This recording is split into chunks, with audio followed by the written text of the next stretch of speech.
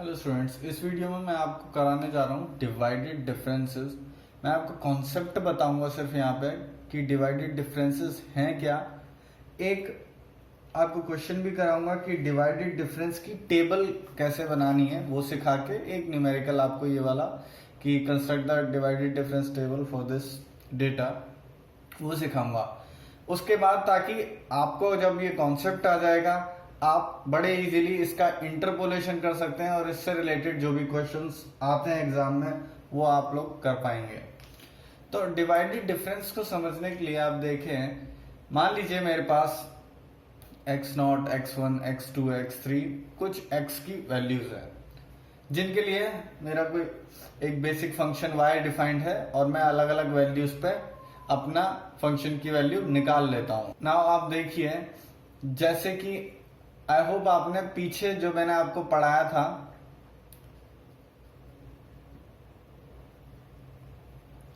Equi spaced जो हमारे datas होते थे वो, जहां पर x की वैल्यू लेट से पहले 1 थी, फिर 5 हुई, फिर 9 हुई, फिर 13। अब इसमें देखूं तो 4 का गैप चल रहा है। y की वैल्यू उसके अकॉर्डिंग कुछ भी हो सकती है, लेट से 2 हुई, यहां 3 हुई, ये कुछ भी जा सकती है। पर जो x की मेरी वैल्यूज होती थी दोज वर इक्वी स्पेस्ड, यहां पर और यहां पर 4 का गैप है, यहां पर और यहां पर 4 का गैप है, यहां और यहां पर 4 का गैप है। फिर उसकी हमने इंटरपोलेशन की थी। बट जब आपकी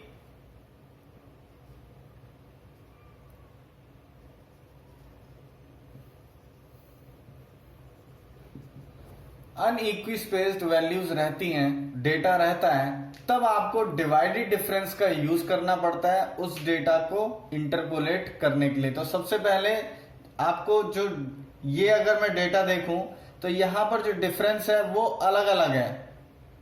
यहां पर -1 से 0 ही गया, यहां से 3 का डिफरेंस आ गया, यहां से फिर 3 का डिफरेंस आ गया, यहां से 1 का डिफरेंस आ गया, यहां से 1 का डिफरेंस था।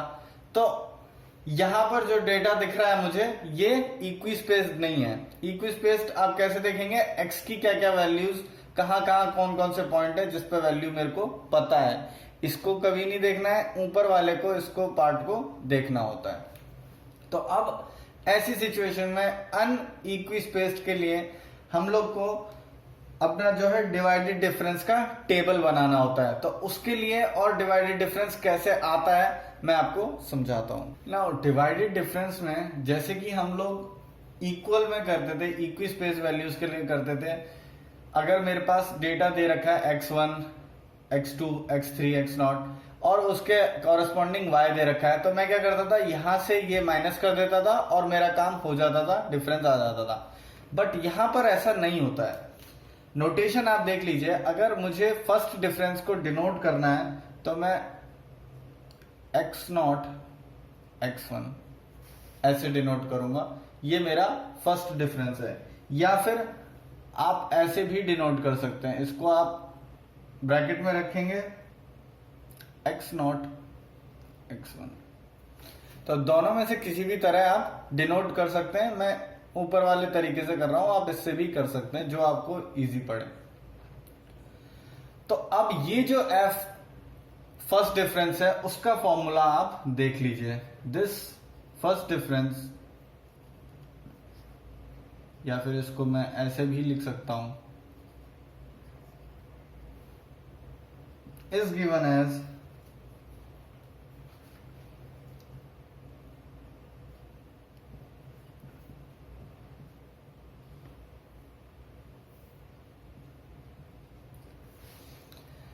तो इसमें क्या है, फंक्शन ये वाला जो वैल्यू है y की माइनस पीछे जो वैल्यू है y की वो, और जो x की वैल्यूज हैं x1 माइनस x0।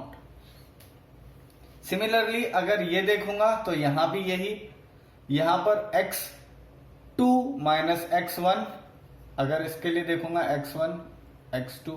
सिमिलरली इधर f x2 और x3, 2 और 3। तो इसको मैं दिखा देता हूं आपको, अगर इसका मुझे दिखाना होगा 2 x3 सीधा x3 माइनस x2 और यहाँ पर 3 माइनस 2। तो बेसिक सा कॉन्सेप्ट यही कहता है कि आप जो आगे वाली वैल्यू है उसका फंक्शन पहले और ये पीछे वाली को बाद में रख के और उनकी वैल्यूज से भी माइनस कर दीजिए। ये पैटर्न आपको आगे दिखेगा, आगे ये पैटर्न आपको काम आएगा, यहाँ तो इतना नहीं है। पर अगर डायरेक्ट आपसे कोई पूछे थर्ड डिफरेंस का फॉर्मूला क्या होगा तो आपको उसमें मदद करेगा ये कॉन्सेप्ट। अब सेकंड डिफरेंस देखें तो सेकंड डिफरेंस आएगा, आप देखेंगे कि इन दोनों के बीच में हम लोग क्या करते थे, अगर इक्वल होता था तो अगेन इन दोनों को माइनस कर देता था। बट यहाँ पर वो चीज नहीं होगी, यहाँ पर फिर से मुझे यही लगाना पड़ेगा फॉर्मूला, बट वो किस तरह लगेगा मैं आपको बताऊंगा। और उसका डिनोशन कुछ ऐसा आएगा, अब यहाँ पर x0 है, x1 है और x2, तो ये तीन क्वांटिटी मैं अंदर लिख दूंगा। इस डिफरेंस को कैलकुलेट करने के लिए मैं सीधा वही फॉर्मूला लगाता हूं, f यहां पर देखिए again this quantity will be minus by this x1 x2 minus f x0 x1, जो यहां पर मेरी आई थी, दोनों को माइनस किया, डिवाइडेड बाय। अब आप सोच रहे होंगे क्या करना है, तो आपको लास्ट माइनस फर्स्ट करना है, तो x2 माइनस x1। इस फॉर्मूले को एक और तरीके से देखा जा सकता था कि इसको इक्वली मैं स्पेस करता, ये दो का पहले फंक्शन रखा, ये दो का जो फंक्शन आया है वो बाद में रखा और उस हिसाब से करा, क्योंकि जब सिंगल एंटिटी थी तब भी यही करा। अब एंटिटी आपकी तीन हो गई है, अगली बार 4 हो जाएंगी, तो अभी आपको वही करना है। तो एक पैटर्न है जो कि आप आई होप समझ गए होंगे। Next up we have this, इसको अगर देखूं तो f x1 x2 और x3, x1 x2 और x3,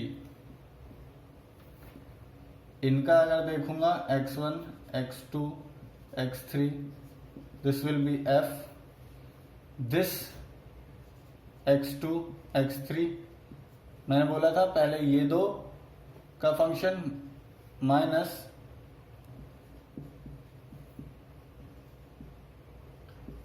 फिर ये दो का फंक्शन डिवाइड बाय जो मेरा लास्ट और फिर फर्स्ट, x3 माइनस x1, ये हो गया। यहां पर x0 है, लास्ट है ना, क्योंकि गलती से 1 लिख दिया, यहां पर x0 है। तो ये चीज है जो कि आपका सेकंड डिफरेंस के लिए हो गया। अब थर्ड डिफरेंस अगर देखूं तो यहां पर इन दोनों का डिफरेंस आ जाएगा। Third difference will be the difference of these two quantities. अब इसमें क्या क्या आ रहा है, x0 आ रहा है, x1 आ रहा है, x2 आ रहा है और x3 भी आ रहा है, तो ये पूरा आ रहा है। इसको अगेन कैसे लिखूंगा, सीधा फंक्शन है x1 x2 x3 का, ये minus x0 x1 x2 and this will be equal to जो लास्ट क्वांटिटी और फर्स्ट। ठीक है, फिर से देखेंगे तो मैंने पूरा ये रखा और पूरा ये रखा, इन दोनों का फंक्शंस को अपना देख लिया क्या बनता है। तो इस तरह से आपको अगर आगे भी अगर ये इसमें ज्यादा एंट्रीज होती तो ये आगे तक जाता, फोर्थ डिफरेंस, फिफ्थ डिफरेंस, तो आप कहीं तक भी आप कैलकुलेट कर सकते हैं। तो ये था एक बेसिक कॉन्सेप्ट, आई होप आपको समझ आ गया हो। अब एक न्यूमेरिकल देखते हैं जिससे आपका कॉन्सेप्ट बिल्कुल क्लियर हो जाएगा, और डिवाइडेड डिफरेंस के लिए सिर्फ उतना ही करना आपके लिए काफी है। उसके बाद जब इंटरपोलेशन आएगी तब इस चीज की और आपको दोबारा प्रैक्टिस तभी हो जाएगी। सो क्वेश्चन ये है, कंस्ट्रक्ट करना है डिवाइडेड डिफरेंस टेबल को फॉलोइंग डाटा। मैंने डेटा को वर्टिकली लिख लिया है। अब मुझे टेबल का जो फर्स्ट डिफरेंस है, फर्स्ट डिवाइडेड डिफरेंस, यहां से चालू कर देता हूं। तो पहला डिफरेंस अगेन जो फॉर्मूला मेरा था कि फंक्शन -6 जो फंक्शन की वैल्यू है और जो फंक्शन की अपर वैल्यू है माइनस हो जाएंगी दोनों, और यहां पर 0 माइनस -1 जो फॉर्मूला मेरा बेसिक था फर्स्ट का। क्योंकि आपको फॉर्मूला याद नहीं है तो मैंने इसलिए साइड में लिख दिया है अभी के लिए। ये मेरी वैल्यूज हैं x0, x1, x2। वही चीज मैंने यहां पर यूज की है, जो function x1 minus function x0, ठीक है, ऊपर हो गया, और नीचे के लिए 0 माइनस -1। करना कुछ नहीं है, इन दोनों को माइनस किया, फिर इन दोनों को भी नीचे माइनस किया। ऐसे आप सिंपल स्लैंग लैंग्वेज में समझें तो इन दोनों को वैल्यूज को ऊपर मैंने रखा न्यूमरेटर में 39 माइनस 6, और डिनोमिनेटर में मैंने इसको और इसको माइनस कर दिया। सिमिलरली इधर अगर देखूं तो 822 माइनस 39, और यहां पर 6 माइनस 3, और यहां पर 16 माइनस 822, 7 माइनस 6 विल बी 1। तो इस तरह से अब इसकी वैल्यूज निकाल लूंगा और लिख लूंगा। नाउ आप देखेंगे तो ये जैसे अगर एक हॉरिजॉन्टल लाइन होती थी, मैंने इसके बीच में ही लिखा है। आप भी ऐसे ही करिए, जब भी आप ये डेटा के साथ कर रहे हैं तो आप एक एक स्पेस देके ही जब बनाएं, तब अपनी कॉपी में तब बनाएं आंसर शीट में। तो सेकंड डिवाइडेड डिफरेंस अब मैं देख लेता हूं। यहां पर क्या रहेगा मेरा, ये और ये, इन दोनों क्वांटिटीज के बीच में मैं डिवाइडेड डिफरेंस देखूंगा। तो इनको अगर देखूंगा तो ये पूरा कहां से चलता आ रहा है, यहां से, और ये पूरा चलता आ रहा है यहां से। अगेन सेम मेथड, 15 माइनस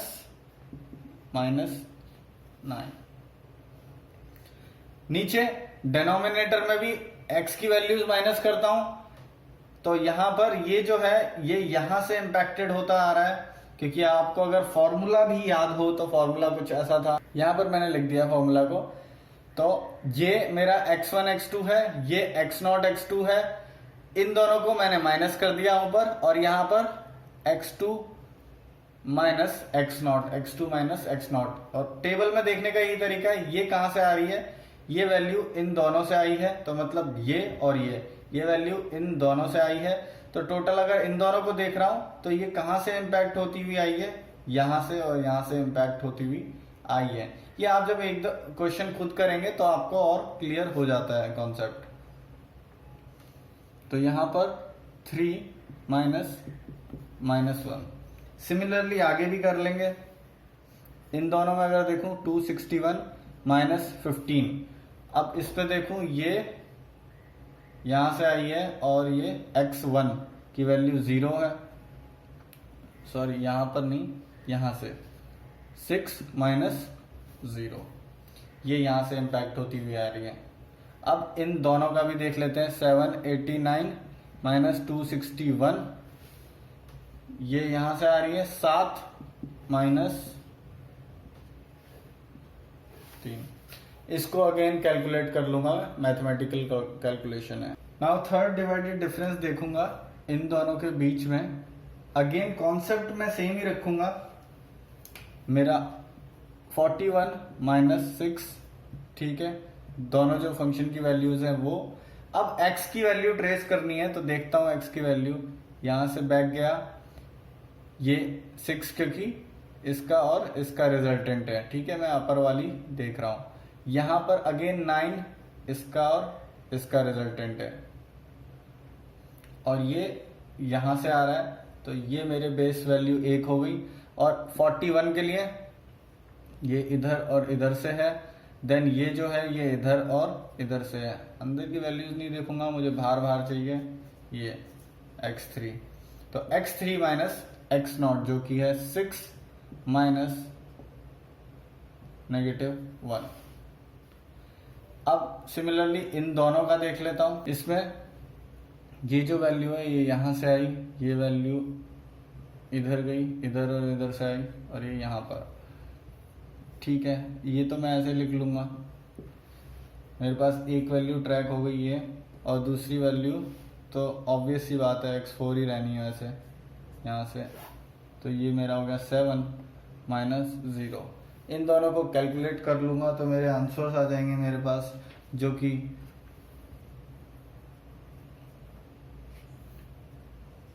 5 और 13 है। और इसी तरह फोर्थ का निकालूंगा। फोर्थ का क्योंकि अब ये पूरी समड अप है तो 13 माइनस 5 डिवाइडेड बाय लास्ट और फर्स्ट, तो यहाँ पर 8 ही हो जाएगा 7, और यहाँ पर तो 8/8 आखिरी में 1 आ जाएगा। तो ये मेरा हो गया क्वेश्चन। आई होप आपको ये कॉन्सेप्ट समझ आया हो। Thank you.